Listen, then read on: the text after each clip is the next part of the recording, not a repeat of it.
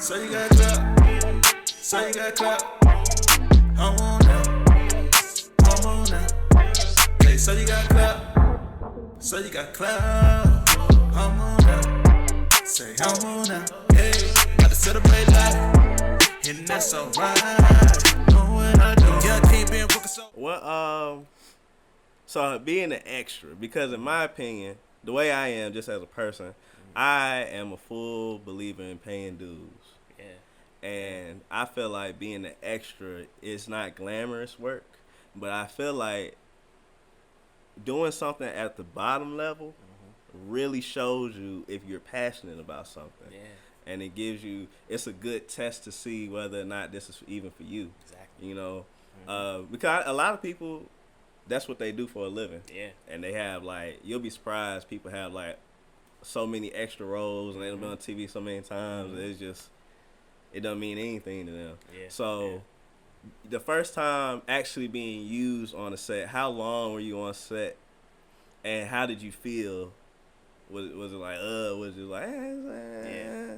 Where were you emotionally? How long did it take for you to be like, yeah, this is definitely This is it, right? Yeah. It didn't take me too long. You know, usually like when you're on set, it's like 12 hours, 13 hours. You know what I mean? Long it's hours, long, man. It's long. Yeah. And then as an extra, you on set for 12 hours and you kind of just like in the background. Yeah. So it's even more. At least if you like, you know, you're an actor, you're on set for 12 hours, but like you're acting. Yeah. You know what I mean? You have, They there you for have you. speaking role. You know what I'm saying? You know what I mean? You're important. Yeah, you know. And a lot of people kind of look down on extras and they just refer to them as background and they just, you know what I mean? They look at them as items and not people. You know what I mean? So that's not really like how it's supposed to be because they're people as well.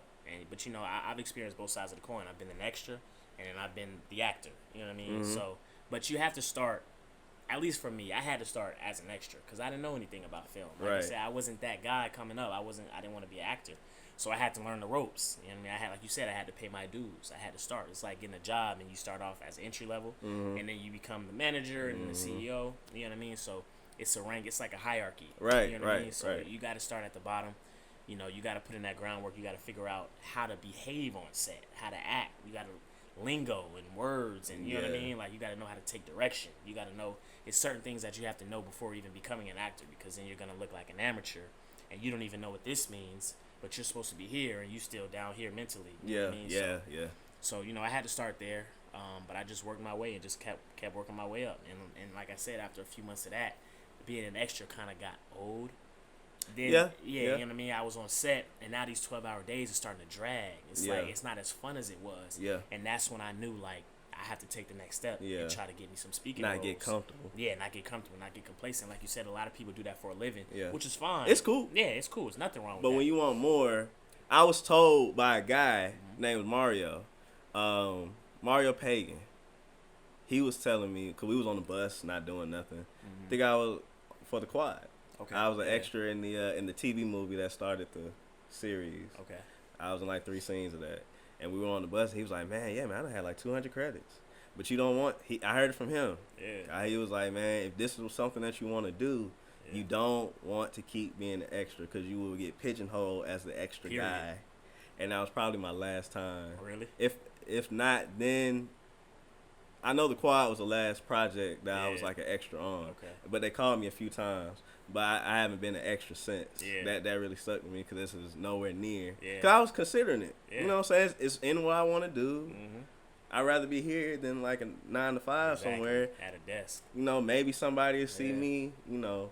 But I'm glad he told me that because I could have easily fell in that cycle of just always getting called back as the extra guy. They gonna know you as the extra if you keep doing it. And like you know, I've learned along the way how your mindset can deter you so quickly because if a star, the people that you pay to see can be pigeonholed, why can't I be pigeonholed as a, you know what I'm saying, as a background guy? And that's not something that really came to my attention until it was told to me verbatim. It was like, okay, well, I'm gonna back off of that. Yeah, you gotta know how to, you know, so get I get in, it. get out. I get it. Yeah, I understand. Yeah, I was on set as an extra trying to be that guy. Like, all right, well, if I look good and I Yeah, do what I'm supposed to do, they're gonna pick me as for a speaking role. You know what I mean? Like, so I used to bank on every time I was on set. I was hoping that they would give me a speaking role. Yeah, And I was trying to use that as my way of trying to get on. Yeah. But the more and more, you do it, you realize that it don't always work like that. That's a dime a dozen that people. Yeah, oh man, that's so rare. Yeah. Do not think they're going to pick you out of a crowd of 500 people. Yeah. Because that's usually what they have. There's so many extras on there. Yeah. Man, it don't happen like that. So I'm glad. I would say, shout out to Mario. I don't know where he at, but he saved my career that day. Yeah. That's why I feel like it was cool. You know, it's not bad, especially if you like doing it. Yeah. It's not that bad. So just find your niche. Yeah. Whatever you like doing. I mean, if you want to be an extra, that's cool. Yeah. Like, a lot of people in LA, that's their job. Yeah, but when you want more, that's not something that you want to stay in. Exactly. You got to go for more. Exactly. You don't want to stay there and just, like you said, hope somebody see you, because that don't really. And that's the same thing that these other 500 people are thinking too. Everybody's thinking that. So you got to separate yourself. You got to separate yourself from the pack, definitely. Yeah. So how many extra credits, or not credits, but how many extra roles were you actually used in? A lot, man. That's literally once I realized this is what I'm gonna do, and I'm not doing that. Because when the doctor stuff didn't work out, I was gonna go to grad school, get my master's, and be in the hospital. But I didn't want to do that. I wanted to be a doctor. Right. So I needed something to spark my interest, just so I can run with that. Right. And it was acting. So that's all I did. It was every day I was trying to be on a different set. Okay. I was just trying to immerse myself in that world, just so I can get lost in it. You know what I mean? Yeah. So I was always sending headshots, just trying to get on set as an extra. So I can't even tell you how many sets I was in, man. Maybe like 30, 40. That's all I wanted to do during that summer. Just be on set, extra or not. I get it, because it's exciting. It is. It's fun. Exciting. Like the first set that I was on was All Eyes on Me. Okay, yeah. Tupac movie. Yeah. And we drove to a spot that we had to get on the bus for, and this was like, damn, this is fun. This is dope. Yeah. Like, I'm on the bus. I felt like I was important. Exactly. You know what I'm saying? I met one of the writers, I believe. Yeah. She showed me, she wasn't even supposed to do that. She was, you know what I'm saying, this is what we're doing today. I'm not supposed to do this, but this is what we're doing. Yeah. I was like, dang, this is cool. Like, it was in the tent and everything. Seriously. It's cool. And you can, it's exciting at first. But like I said, over time, you gotta, if you want more, you gotta go for more. You gotta strive for more. So what was the first time you seen yourself on TV? As an extra? Yeah. Sleepy Hollow. What was that like? It was crazy. I remember like it was yesterday. Literally, I told my folks like, all right, my episode coming on tonight. So everybody was hyped. Yeah. So I watch it. I turn it on, and it was a scene in like a coffee shop, and I was one of the patrons at a table, and it's weird. I had like paused it where I was gonna see myself, and I was like in the corner of the screen. It was like the side of my head, but I was hyped. Yeah. I called my folks upstairs like, oh, there I am. I'm hyped. Remember, I'm in the corner of the screen, the side of my head. Yeah. But that was everything for me. You know what I mean? Yeah. That kind of like let me know that my hard work kind of paid off, because now I get to see myself on TV. I'm not talking. Nobody would know it's me. Yeah. But I know what my head looked like. You know what I mean? Yeah. So, you know where you were. You know what I'm saying? You know what you wore. Everything. Yeah. So that was everything for me, and that kind of like boosted my confidence and telling myself that, wow, I see myself on TV, so I know it's possible. Now I just have to be the person talking. So ever since I see myself, it kind of restored my passion. Now I'm gonna do everything I can to be that actor that's gonna talk. So like, that kind of like sparked it for me, and that did it for me. So, ever since then, that kind of like that started like me seeing myself on TV. You know what I mean? That kind of like got burned in my head. Now I have to see myself on TV again and again and again. So, yeah. So, all right, so you do that for a few months, and it's like, I got to get serious. Where do you first start to seek that training in Atlanta? Where's the first place you was like, this is where I'm going to start training? So being on set, networking is always the number one thing. Like, yeah, you could be an extra, it's cool, but while you there, especially if you want more, network. And casting calls, too. Yeah. Even though, because you're not going to do nothing there, really, so you might as well talk to people. Yeah, so, exactly. Yeah. All day you went holding for hours talking, because you never know who you're going to meet. Please. Never know. You probably on set as an extra with somebody who's going to be the next big actor years from now. You don't know. You know what I'm saying? So talk, ask questions, network. So I started asking people like, all right, where do you take classes? Where do you do this? How you do that? So different people were telling me different names and different acting studios. So I kept hearing Dwayne Boyd, Actors Premier Studio. So everybody kept telling me that. So I'm like, all right. So I'm gonna do my own research. So Premier Actors Network, PanFam is what we call it. So if you ever went to a Dwayne class, you were in PanFam. Okay. So we call each other PanFam. So it's Premier Actors Network with Dwayne Boyd. So I did my research, looked him up, shot him a couple emails just to kind of get some more information. And so I showed up to class, and it was one of the funnest experiences of my life when it came to acting. It's a very family-oriented class, like I said, PanFam. So if you know, I've met so many people just through Dwayne Boyd. So shout out to Dwayne, because he's connected a lot of actors here in Atlanta.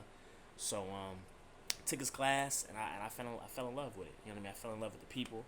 Like I said, it was family oriented. So once you have that family oriented vibe and atmosphere, you can kind of like relax and get comfortable and get loose and really like just kind of give it your all. So, and like I said, I've only been an extra up until that point. So I didn't know much about real acting. I didn't kind of know how to actually do it. So Dwayne definitely kind of like molded me and shaped that from a foundational level. So, he taught us improv and how to act on camera and how to break down scripts and, just basically the fundamental aspects of being an actor. So he kind of like broke that shell for me. So that's where it started. Yeah, I never really took any other real acting class other than Dwayne. So yeah, that's my guy. And what year is this? This was 2015. Okay. 2015. Okay. Yeah. So that's where it started, man. And ever since acting classes, I kind of like just went from there. I found out, how to have an actor's access, which is pretty much like, you make a profile, you know what it is. How we met. Yeah, exactly. Yeah. We met through Actors Access. So for people who don't know, Actors Access is like a database where you can put your reel, your headshots, and everything up. And then people like yourself who have a project will put their project up with their breakdowns, and I would submit to a project, like how I submitted to your project. So I found out what that was, and then I made a profile, got headshots done, and started to build my resume. And, I just had to start from the ground level, work my way up. So, yeah, that's pretty much how that got started. And you doing all this without a manager or agent? Nothing. What's crazy is I was actually fortunate to get my agent pretty early on. I started acting the summer of 15. I got signed December of 15. And I didn't have a resume. My resume was extra work. I had extra work. I had no reel. I didn't have an official headshot. I didn't have anything. But what I do is, and I tell everybody this that's trying to get into acting, that ask me, like, bro, how do you get an agent? How do you get started? Like, so it's a spot called Get Seen Studios here in Atlanta. It's studios where they host workshops. You told me about that, actually. See, you told me about that. So I do want to go. I want to go real bad. Check it out, man. Check it out. Definitely. They host workshops, classes, the whole nine. So all the top casting directors and agents will come and host workshops, and that's your way of getting in front of them and showing them what you can do. So I've never been a fan of submitting online, like sending in your headshot, your reel, and everything in a package and mailing it in. I've never been that guy, because to me, you're just another person. You're just another submission. Yeah. Unless your headshots is out of this world, your reels is out of this world, your resume is out of this world, you just got it. Whatever then, it is. For sure, do that. But I didn't have that. So my thing is like, well, if I can get in front of them and show them firsthand what I can do without having all that, maybe I can get in the door. Because it's like, well, he don't got this, that, and the third, but I see if he can act. I literally can see what he can do. So I took that route. I rolled the dice, took a leap of faith, and I ain't gonna lie, I took like 5-6 different agents. And Houghton, which is who I'm signed with now, they received what I did. I guess they received my energy, and they liked what I did, and they saw the potential, and they ended up signing me. So I was blessed to get on pretty early. So yeah, that's kind of how that got started. The grind between being completely solo versus, okay, now I have a team behind me a little bit. Even though I know, of course I know, you still have to put in a lot of your own work. Yeah. But, people who haven't stepped into this life at all might think, okay, I have an agent. Well, they can do, now it's their turn to do the work for me. Explain what the agent is actually supposed to do and what your job is to still, how to still uphold your end of the bargain as well, Like you said, a lot of people have that mindset. When they get that agent or that manager, they think that's it. They can sit that, and then my team is going to work for me. I mean, they are going to work for you, but they can only submit what you give them. Right. So you still have to make sure your headshots are current. You still got to make sure your resume is good and it looks good. You still got to make sure all your materials are together. You have your reel, and that's good to go, because all they're gonna do is shop what you give them. So yeah, you can give them these great materials, and they're gonna pitch you. They're gonna send you auditions, because that's what agents do. Their job is to submit you, and when they submit you, the casting director, if they like your stuff, they'll call you into the room. So that's pretty much what they're doing with auditions. They're trying to get you auditions. But if you don't have any material to give them, they can't get you auditions. Yeah. So like, you still have to make sure you do your part and let them do their part. So it really is a partnership. Yeah. So you know what I mean? And even me, I still self-submit. I'll get on Actors Access myself, and submit for projects, and I'll get an audition. They might go through my agent once they get my submission, but I self-submitted for it. Yeah. So you can't get complacent, man, because at the end of the day, it's your career. The agent, they got 50 people on their roster. You're just one of them. Yeah, so like, you the new guy. You're the new guy. You know what I mean? They already have established clients. Yeah. They might be representing Zac Efron or something. For all you know, You gotta Zac prove Efron, yourself. Denzel, Everybody. anybody. Keke Palmer. You never know who they represent. Seriously. They're not gonna fall their time into somebody they just signed, especially if you have no credentials. Yeah. So please, like I said, that mindset. People are naive when you know. That's why experience is always the best teacher. Yeah, always. But just our mindset will, oh well, if I do this, then everything will work out, and it's not like that at all. Yeah. You know, it's still things that we don't account for. For sure. That's why I was asking you to explain to people, because people, you know, you I have an agent now. They work for me. Not really. It's you know, your career. It's partnership. Yeah. Like you said, it's a partnership. It's partnership. teamwork. Yeah, exactly. They work with you. So, you know, you get out what you put in. You know what I'm saying? So if you work hard, you'll see success. But if you act lackadaisical, it's probably not gonna come. You know what I'm saying? Acting is you get out what you put in. It's a hustle. Definitely. It's a hustle. That's why, like, I look back 5 years from now, and I thank myself, my 22-year-old self, for being that aggressive at that time to get where I am now. That's why I'm gonna continue to work hard. So when I'm 32, 33, I'm gonna look back and be like, when I was 26 and 27, I continued to grind and work hard. Right. So I'm working hard now. So when I get older, I can relax a little bit, and I can kind of like enjoy the fruits of my labor. So, you know, and then people will be sending you stuff. You know what I mean? Because you already done put in that work. Yeah. You know what I'm saying? So now it's what you expected, you know what I'm saying, in the beginning. Yeah. But you don't put in that work, now it's a difference. Exactly. See, my goal is to audition less. Right. Get more direct offers. People hit me, oh, I know he gonna be perfect for this. Yeah, I wrote this know for what I'm saying? you. Exactly. So Universal Studios calling me like, yo, calling my manager, I got a role for him. Yeah. So this is the biggest compliment you can have as an actor. Yeah. It's the biggest compliment in the world. Exactly. Can't wait for that. When people admire and recognize your work. And I got something for you specifically. Exactly. I don't want nobody else to do this but you. Yeah. That's the goal. Yeah. That's everybody's dream. That's what we all working for. That's alright. Know what I do. Young king been working so hard, they supporting the couples out of these moves. Let me hit snooze, time for me to get up. Get bust, I ain't got time to be stuck. You been discovered, but there's so many tickets up. It's been an honor, the blessing, I don't believe in luck. I'm ready for my son, yeah. And I dare you to get in my way. Cause I'm ready for my son, yeah. You better get so you got clout. So you got clout. I'm on now. Say so you got clout.